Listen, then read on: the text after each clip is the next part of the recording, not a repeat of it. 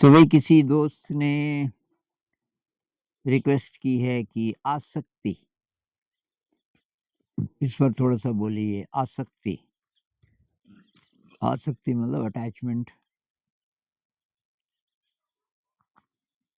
Buddhism में यही है दुःख का कारण, अटैचमेंट, तृष्णा। अटैचमेंट किसी व्यक्ति से, किसी चीज़ से, किसी सिचुएशन से, किसी पद से जब चिपकाव हो जाता है कि इसके बिना जीवन अधूरा है। और कभी-कभी इतना ज़्यादा कि लोग तो आत्महत्या भी कर देते हैं। ये प्रेम कहानियों में नहीं होता।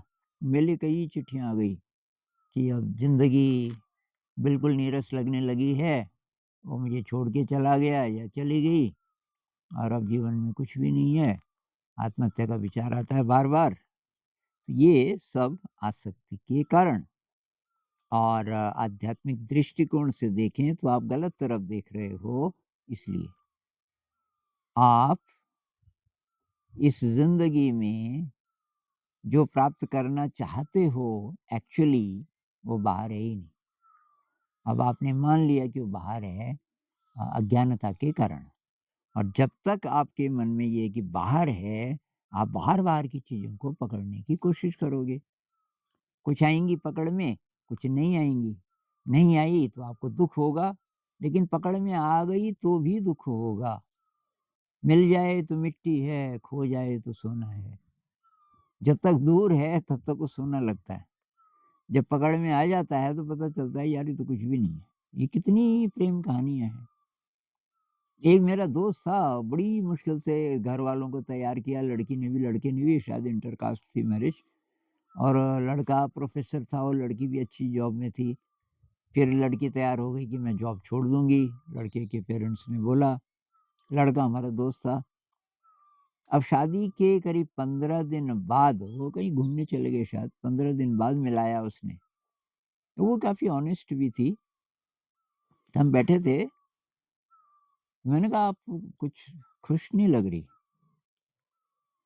तो मुझे तो ठीक से जानती भी नहीं थी, पर कहने लगी कि एक उदासी है कि बहुत गहरी, जैसे कि मैं जान नहीं पा रही हूँ कि वो क्या है जो मिसिंग है। अब हम कि इतने सालों से ये ख्वाब लेके बैठे हुए थे कि हमारी शादी होगी और अब हो गई। और अब लग रहा है कि ये तो नहीं था, जो ख्वाब था वो ये नहीं था। कुछ बदल गया, उस ख्वाब के रंग बदल गए या कोई चीज़ बदल गई। ये जो अभी है स्थिति सामने, ये तो नहीं है वो।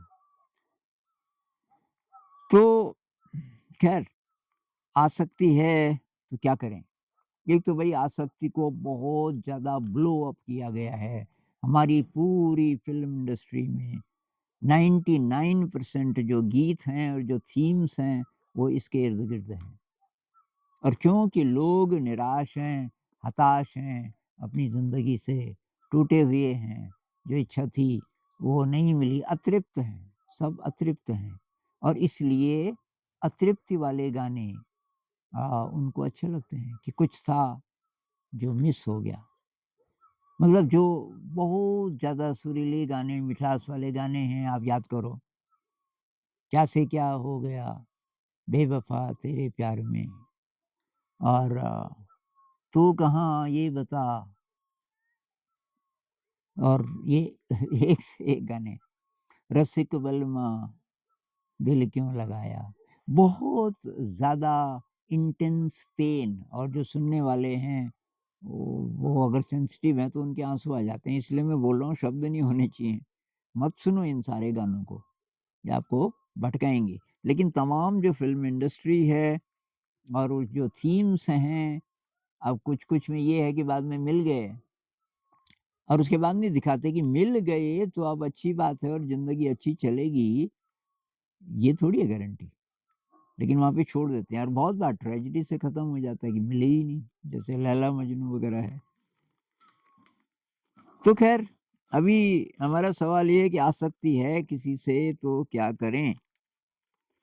तो मैं भई अपनी ज़िंदगी से 1-2 चीज़ें बता सकता हूँ आपको, क्योंकि अंत में मेरा जो अपना अनुभव है वही ऑथेंटिक है मेरे लिए तो। एक बार मेरा हो गया था किसी से, किसी व्यक्ति से बहुत ज़्यादा अटैचमेंट, और ध्यान भी सीख लिया था नया-नया, लेकिन बस आँसू आ जाए, जैसे ही वो व्यक्ति चला गया, कोई झगड़ा-झुगड़ा कुछ नहीं हुआ, लेकिन जाना ही था, चला गया। अब मुझे आँसू आए, तो 1 बार हुआ, 2 बार हुआ, मैंने कहा यार क्या किया जाए? अंत में मुझे एक तरीका सूझा। मैंने तलवार उठाई कल्पना में और उसके टुकड़े करने शुरू कर दिए। सिर गया उधर, एक हाथ उधर, एक हाथ उधर, फिर छाती से काटा उधर, उसकी टाँगें उधर। मैंने कहा ये मेरी कल्पना में जो इसका शरीर है उसकी डेड बॉडी है। वो जो एक्चुअल है उसकी उसकी उसके लिए तो मैं प्रार्थना कर रहा हूँ। वो ठीक-ठाक रहे, उसको कोई दुःख ना हो, लेकिन ये कल्पना में मुझे नहीं चाहिए। मैं हर बार ये करूँ, जैसे ही याद आए उसके टुकड़े करने शुरू कर दूँ, एक ही दिन में खत्म। एक ही दिन में फिर उसकी याद खत्म हो गई, फिर सपने में थोड़ा आता था कुछ दिन तक, उसके बाद वो खत्म हो गया। और ये मुझे इंस्पिरेशन मिली थी, एक फ़िल्म थी कोई बहुत पुरानी, मैं नाम भूल गया, आप ज़रा रिसर्च करना। एक कोई साधु होता है यंग, बहुत अट्रैक्टिव, ध्यान में रहता है ज़्यादातर समय, और एक लड़की को उससे प्यार हो जाता है, साधु से। और वो साधु की सेवा करने लग जाती है, साधु के लिए पानी लाना, ये उस ज़माने में ऐसा होता होगा कि भई जो कुँवारी लड़कियाँ हैं, उनको जानबूझ के भी भेजते थे कि साधु की सेवा करने के लिए। लेकिन अब जब बहुत दिन हो गए, एक दिन साधु की आँखें खुली थी, इस लड़की ने बोल दिया कि आप तो मुझे बहुत अच्छे लगते हैं और आप साधु हैं, लेकिन क्या ये संभावना है कि हम शादी कर लें? तो उसने बोला कि किससे मोहित हुई तू?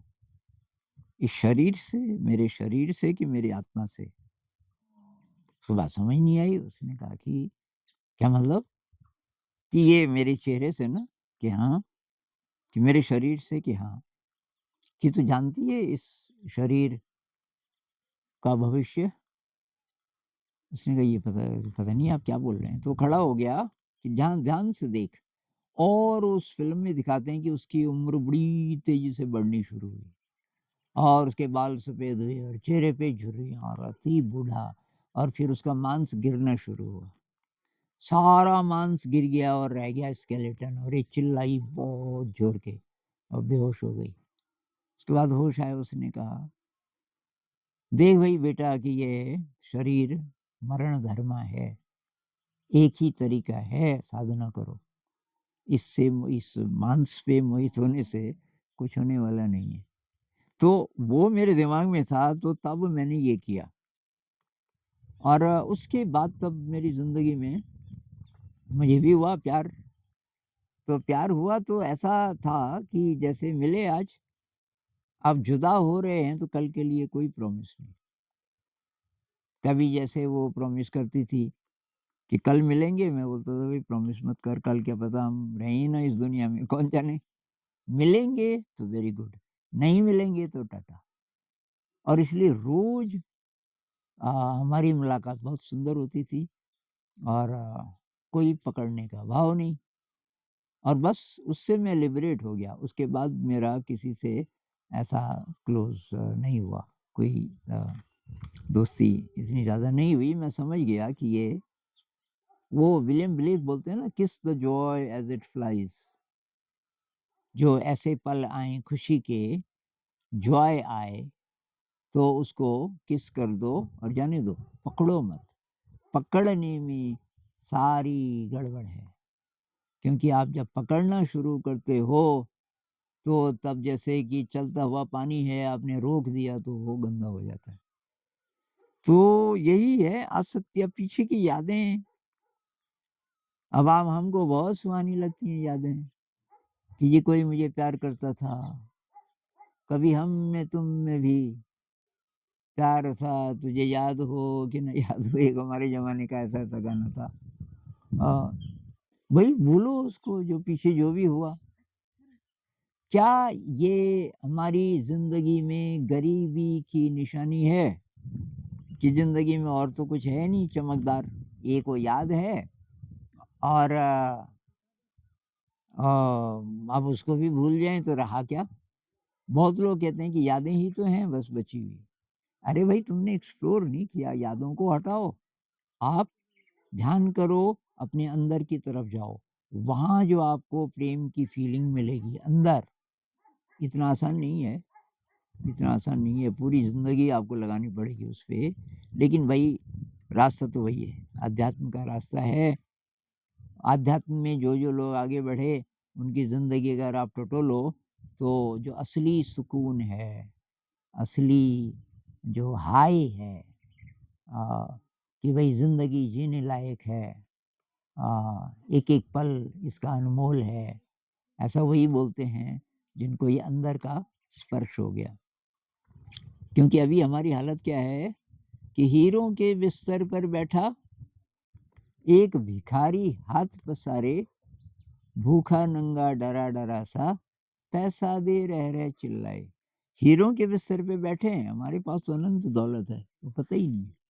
अब आते-जाते लोगों से हम बोल रहे हैं कि भई पैसा दे, मतलब किसी से प्यार हो गया, किसी से कुछ अटैचमेंट हो गया। तो आध्यात्मिक अगर आपकी यात्रा है भई भुलाओ सब पीछे का। अच्छा हो, बुरा हो, जो पीछे था वो ख़त्म और साफ कर दो। अपने मन को जैसे रोज़ आप झाड़ू लगाते हो, उसको साफ कर दो। कितना भी प्रिय हो एक कुत्ते का बच्चा आपको बहुत ज़्यादा प्रिय था, वो मर गया तो उसकी डेड बॉडी को सँभाल के रखोगे क्या आप? वही वो गया, उसको कहीं दाह संस्कार कर दो उसका, फिनिश्ड। ऐसे ही सारी यादें हैं, पीछे की यादें भूल जाओ। उनसे उनसे आप अपना एंटरटेनमेंट जब तक करते रहोगे, तब तक आप वीक पड़ते रहोगे बहुत ज़्यादा। पीछे खत्म, फिनिश्ड और इस समय कोई कमी नहीं ज़िंदगी में। अब आप बोलोगे क्यों नहीं है कमी? मुझे तो दिख ही नहीं रहा कुछ। भई आपने देखने की कोशिश ही नहीं की। अब कोशिश करो, कोशिश कैसे करते हैं? ध्यान से, थोड़ा समय देना पड़ेगा।